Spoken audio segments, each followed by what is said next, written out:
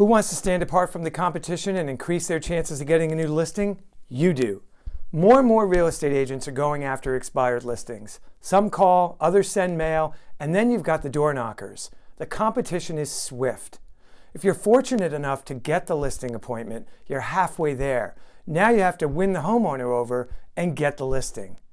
Remember, they've already experienced an agent, so how you prepare for the listing appointment will make all the difference. This is your chance to go above and beyond and impress the heck out of them. Aside from what their home is worth, what's the one thing that every seller wants to know?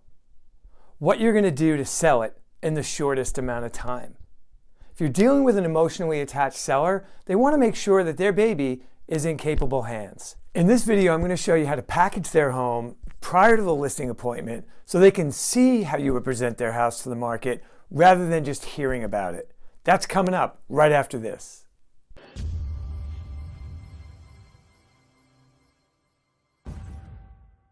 We're going to break this strategy up into two parts. The first part is going to be writing listing remarks. The second part is going to be a visual component.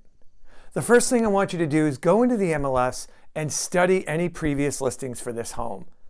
Analyze the photos, the listing remarks, try to get a sense of why this home did not sell or any potential red flags. Often it's improper pricing, but presentation and marketing play a big part in that as well. And then I want you to take the listing remarks, copy them, put them in a Google Doc for all previous listings. Okay? You're putting them in there because you're going to be able to quickly reference them when you're putting together your remarks.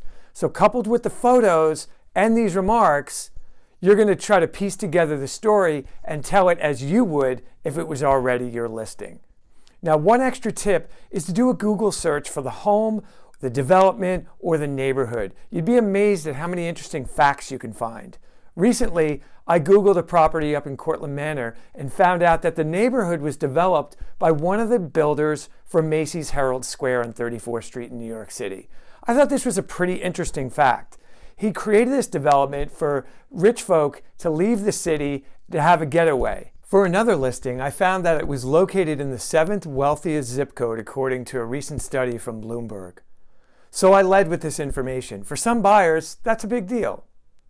You want to give the reader a rich experience. How can you tell the story, demonstrate the value and the benefits of the home so that they can better envision themselves living there? That's the goal. So we want to focus on that story.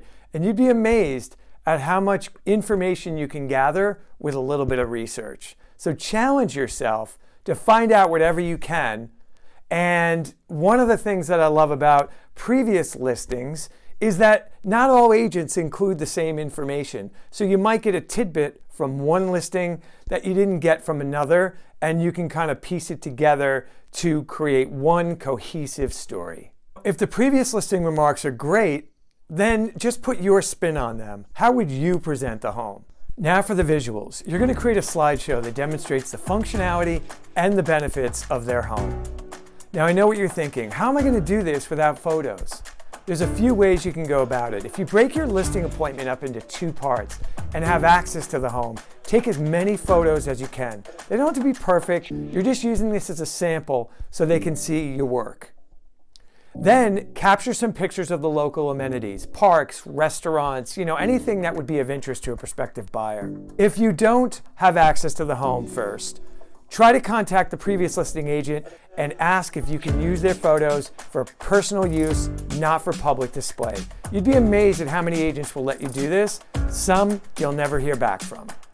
So do your best to gather whatever photos you can. And if all else fails and you have to use one that you created for a previous property, then do that. The important thing is to let the seller see how you're going to package their home.